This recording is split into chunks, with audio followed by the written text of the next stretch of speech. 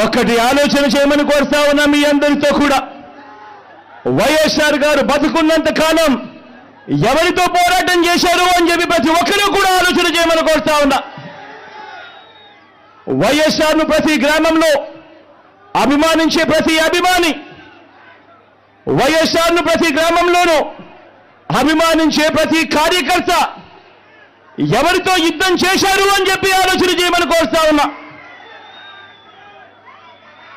మరి ఆ వైఎస్ఆర్ మీద కుట్రలు కుతంత్రాలు చేసిన ఆయన శత్రువులతో పసుపు చీర కట్టుకొని వారి ఇళ్లకు వెళ్ళి వారికి మోకరిల్లి వారి కుట్రలో భాగమవుతూ వారి స్క్రిప్టుల్లో వారు చెప్పినది మక్కి టు మక్కి చదివి వినిపిస్తూ కుట్రల్లో భాగమవుతా ఉన్న వీళ్ళ వైఎస్ఆర్ వారసులు అడుగుతా ఉన్నాను మీ అందరి సమక్షంలో. వైఎస్ఆర్ కీర్తి ప్రతిష్టలను ఆయన పేరునే ప్రజల మనసు నుంచి చెరిపేయాలని, వైఎస్ఆర్ కాంగ్రెస్ పార్టీయే ఉండకూడదని, వైఎస్ఆర్ విగ్రహాలు ఏ గ్రామంలోనూ కూడా ఉండకూడదని బహిరంగంగానే ఆ విగ్రహాలన్నింటినీ ముక్కలు చెప్పలు చేస్తాము అని చెప్పిన వారితో, చెబుతున్న వారితో చేతులు కలిపిన వీరా వైఎస్ఆర్ వారసులు అని అడుగుతా ఉన్నాను. మరి ఇక్కడే ఆలోచన చేయమని అడుగుతా ఉన్నా. ఇలాంటి వారికి ఓటు వేస్తే వైఎస్ఆర్ లెగసీకి ఓటు వేసినట్ట, లేక ఇలాంటి వారికి ఓటు వేస్తే వైఎస్ఆర్ పేరును కనబడకుండా చేసి కుట్రల కార్యక్రమానికి ఓటు వేసినట్ట అన్నది ప్రతి ఒక్కరూ కూడా ఆలోచన చేయమని కోరుతా ఉన్నా.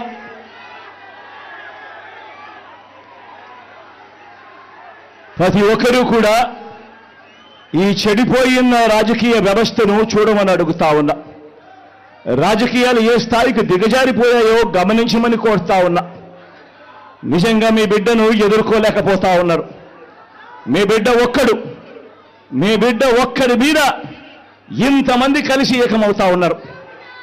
ఒక చంద్రబాబు, ఒక ఈనాడు, ఒక ఆంధ్రజ్యోతి, ఒక TV5, ఒక దత్తపుత్రుడు, ఒక బీజేపీ, ఒక కాంగ్రెస్, వీళ్ళందరికీ సరిపోవడం అన్నట్టుగా నా ఇద్దరి చెల్లెమ్మలతో కుట్రలు కూడా చేస్తూ ఈరోజు రాజకీయాలు చేస్తా ఉన్నారు.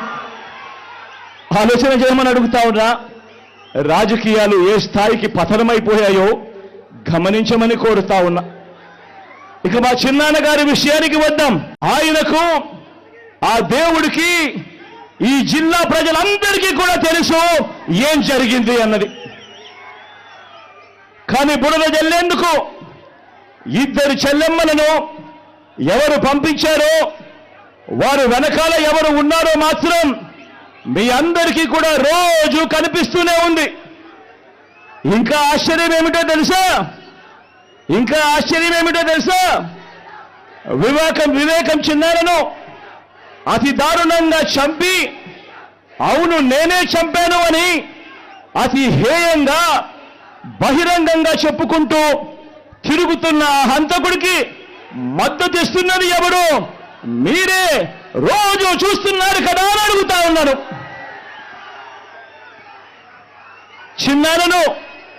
చిన్నారను అన్యాయంగా ఎమ్మెల్సీ ఎన్నికల్లో ఓడించిన వారితోనే, సంఖ్యాబలం లేకపోయినా కూడా ప్రలోభాలతో, అధికార బలంతో ఓడించిన వారితోనే ఈరోజు చట్టా పట్టాలు వేసుకొని తిరుగుతా ఉన్నారు అనంటే దానికి అర్థమేమిటి అని చెప్పి ఈ సందర్భంగా అడుగుతా ఉన్నా.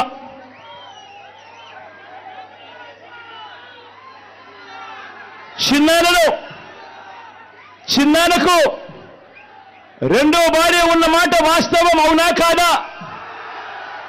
ఆ రెండో భార్యతో తనకు సంతానం ఉన్న మాట వాస్తవం అవునా కాదా?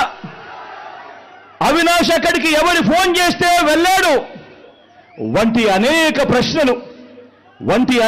ప్రశ్నలు అవినాష్ తన అనేక ఇంటర్వ్యూస్లో, తన ప్రెస్ కాన్ఫరెన్స్లో తాను లేవనెత్తిన ప్రశ్నలు సహేతుకమే కదా అని చెప్పి ఎవరైనా అవినాష్ వైపు ఎవరైనా మాట్లాడితే చాలు వెంటనే వారి మీద కూడా అడ్డగోలు ఆరోపణలు చేస్తూ కుట్ర రాజకీయాలు చేస్తూ ఉండడం ధర్మమేనా అని చెప్పి ఈ సందర్భంగా ప్రతి ఒక్కరిని కూడా అడుగుతా ఉన్నా, ఆలోచన చేయమని చెప్పి ప్రతి ఒక్కరిని కూడా అడుగుతా ఉన్నా. ఇలా చిన్నానని ఓడించిన వారిని గెలిపించాలని తిరగడం కంటే దిగజారుడు రాజకీయాలు ఎక్కడైనా ఉంటాయా అని చెప్పి ఈ సందర్భంగా అడుగుతా ఉన్నా. మరో వంక కాంగ్రెస్ పార్టీకి ఓట్లు ఎన్నొచ్చాయి, మరో వంక నోటాకు వచ్చినన్ని ఓట్లు కూడా రాని కాంగ్రెస్ పార్టీతో, నోటాకొచ్చినన్ని ఓట్లు కూడా రాని కాంగ్రెస్ పార్టీతో, రాష్ట్రాన్ని విడగొట్టిన కాంగ్రెస్ పార్టీతో, ప్రత్యేక హోదాను విభజన చట్టంలో చేర్చకుండా రాష్ట్రాన్ని దుర్మార్గంగా విడగొట్టి రాష్ట్రానికి అన్యాయం చేసిన ఆ కాంగ్రెస్ పార్టీలో చేరి వైఎస్ఆర్ గారి పేరును ఆయన చనిపోయిన తర్వాత ఛార్జ్షీట్లో పెట్టిన ఆ కాంగ్రెస్ పార్టీకి మొత్తంగా వైఎస్ఆర్ గారి పేరునే తుడిచివేయాలని, కనబడకుండా చేయాలని ప్రయత్నిస్తున్న వారికి ఓటు వేయటము అనంటే దానివల్ల ఎవరికి లాభము అన్నది ప్రతి ఒక్కరూ కూడా ఆలోచన చేయమని కోరుతా ఉన్నా. అటువంటి కాంగ్రెస్ పార్టీకి ఓటు వేస్తే, మన ఓట్లు చీలిస్తే వచ్చే లాభం బాబుకు బీజేపీ కూటమికి కాదా అని అడుగుతా ఉన్నాను. ఈ సందర్భంలో నేను ప్రతి ఒక్కరూ కూడా ఆలోచన చేయమని కోరుతా ఉన్నా.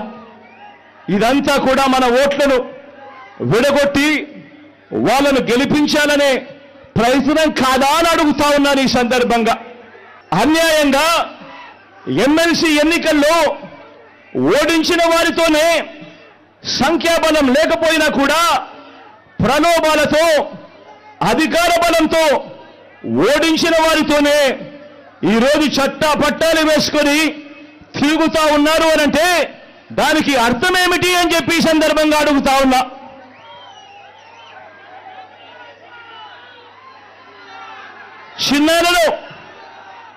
చిన్నానకు రెండో భార్య ఉన్న మాట వాస్తవం అవునా కాదా? ఆ రెండో భార్యతో తనకు సంతానం ఉన్న మాట వాస్తవం అవునా కాదా? అవినాష్ అక్కడికి ఎవరు ఫోన్ చేస్తే వెళ్ళాడు వంటి అనేక ప్రశ్నలు ప్లీజ్ సబ్స్క్రైబ్ తెలుగు పాలిటిక్స్.